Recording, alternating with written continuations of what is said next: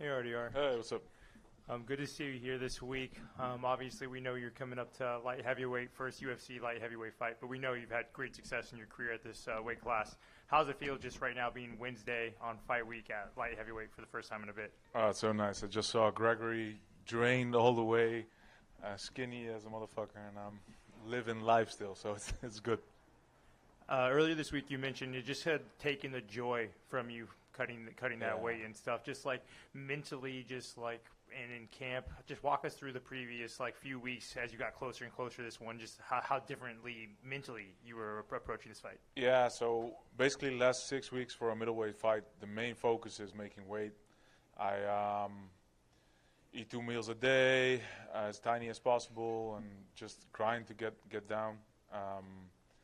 And this time I can just have breakfast. I'm still eating good, of course, but bigger portions, and makes recovery so much better as well. I've been able to go hard, train hard twice a day. It's been a long time since I've been able to train this hard. Great. And then, Roman's had some success at light heavyweight already, and we're seeing some trends of other middleweights moving up.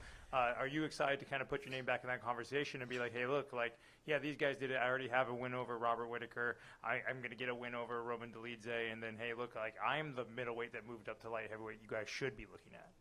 Yes. Fair play. What would a win on Saturday mean for you in terms of your standing, do you think? Like, would you be able to the next fight right into the rankings? Like, where do you vision yourself in this division? Maybe not yet into the ranking, but it'll give me a chance. If I do well and I put him away, I think it'll give me a chance to fight in the top 10 next. And it's a new start. It's basically like when I came into the UFC, was fighting a vet in my first fight as well. And I feel the same. If I can put another run like this together, I'll be up on the top quickly, hopefully. Great. And last one for me. We asked Threads to send some questions over. There's a fan question for you that said, what's the biggest lesson that the fight game has taught you? Don't cut so much weight. All right. Thank you very much. Hey, brother. Hey, I think it was interesting to see how open you were about, the things that were going on at 85 and the illnesses and things like that. And you said at one point, like, you were having trouble just walking up the stairs. Is everything taken care of now? Are you like 100% with everything and the tests and all that? Yes, 100%. It's just, I think the amount of weight cuts is what messed me up, because you see this with all the guys who do big weight cuts like I did to get to 185. You can do it like twice a year, maybe 3 times a year, but more than that, it's just not possible. Everything goes to shit. Your body goes to shit. Your hormonal levels go to shit. Everything goes into trash. Was there a point where you had to just stop training completely to fully recover? Yeah. After the Brendan Allen fight, that was when I walked up the stairs, I was out of breath. Yeah. So, like, once you stop training and you get all those tests done, like, was there hesitancy going back in the gym, like being like, man, I don't know if I'm going to be able to be where I once was or anything like that? Yeah, 100%. Those first 6 weeks just was terrible. Just doubt everywhere. Can I get my body back to normal at all? Yeah. So what do you think the turning point was? Was it like a certain day or a sparring session or? No, not really. I did figure it out very completely. I did a lot of stuff. It's pretty specific, but I did a lot of therapy stuff for my body. And after I did that, I got instantly a lot stronger. Yeah. So physical therapy, was there any like mental coaching or anything like that, or no? No. Last year, I think it was close to around this time, you and Fluffy were supposed to meet. Yeah. Have you guys talked at all this week? Have you ran into each other? No, I haven't seen him yet. But that's going to be a very cool fight. Gregory and Fluffy is going to be a banger. Yeah. And last one, now that you're in the 205 division, I know a lot of guys say I'm only focused on the guy in front of me, but there's some pretty cool names in this division. Any dream fights, any dream matchups there? No, and a lot of cool names coming up as well, I think. We might see Hamzat coming up one day, Dricus maybe coming up, so all those cool matchups that I left behind me at middleweight might be following me back up. So, Paulo Costa would be cool. There's so many cool names. Yeah. If you could pick one to come up, Dricus or Hamza, who would you take? Treekers now, I think. Yeah. Okay, thank you, brother. Hey, RDR. Yes. What's up? In 185, Roman De Ridder a couple of times called you up, but you never accepted this fight. So I didn't. That's the first time I heard that. But he told me yesterday that he wrote you a couple of times. Yeah. Yeah.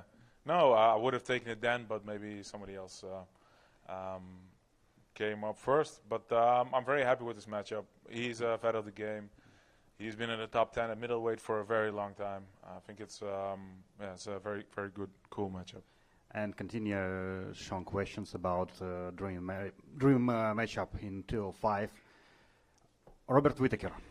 You fought him not long ago, and he's now in 205 as well. Yeah. So if UFC will propose you a rematch in new division, I hope that they don't propose for now. why?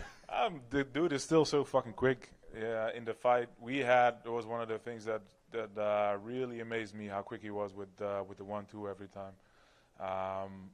That fight took a lot out of me. I had to dig really deep to win that fight. So if I can avoid that for a while, I'll be very happy. Good luck on Saturday. Reinier, I know we were just talking about the fact that you have fought at 205 before, but on Saturday night, are there any specific changes, anything other than the weight cut, of course, that you expect to feel in the cage? Yeah, I expect to be back to 100%, to be able to perform at least close to how I perform in the gym. That's what I expect. A lot of people expect you to be, and I quote, a monster at 205. That's what the internet's saying. Is that kind of what you're expecting for yourself too? The internet never lies. And then lastly, how much does a matchup with Roman De Ridder excite you as you plan to really introduce yourself to all these light heavyweights? Yeah, I think it's a perfect matchup. It gives me some time afterwards as well to put on some more mass. I think we'll be basically the same size Saturday night. And it's just the perfect one to start this off with. Just like at middleweight, a vet for the first time. Yeah, I'm ready to go. And then, sorry, one more. Another fighter from the Netherlands, Yusri Belgarwi, is doing very well in the middleweight division. I'm just curious if you've gotten to see him in his first couple fights in the UFC and just what it's like having another guy from another Dutch fighter doing well for himself. Yeah, and we have Elias Boulait about to join Contender Series in a couple weeks, I believe, as well. So the Dutch are doing good, which is very cool. And I was very, very pleasantly surprised with how well Yusri did in both of those fights. Especially the first one was Bakoyev, right? Yeah. I was very surprised how well he did there. His in range looked so good, up close with the knees so strong. So I hope he continues on this reign. Yeah. Thank you. Thank you. I got one more for you, brother. Yeah. Do you still have a grudge against Canada after that Vancouver card? Yeah, Can we fuck get you him. back? You got a lot of fans up there, brother. We'd love to have you back one day. Yeah, need at least one redo, right? Gotta do it better one day. So that would be very cool to come back to Canada one day. All right.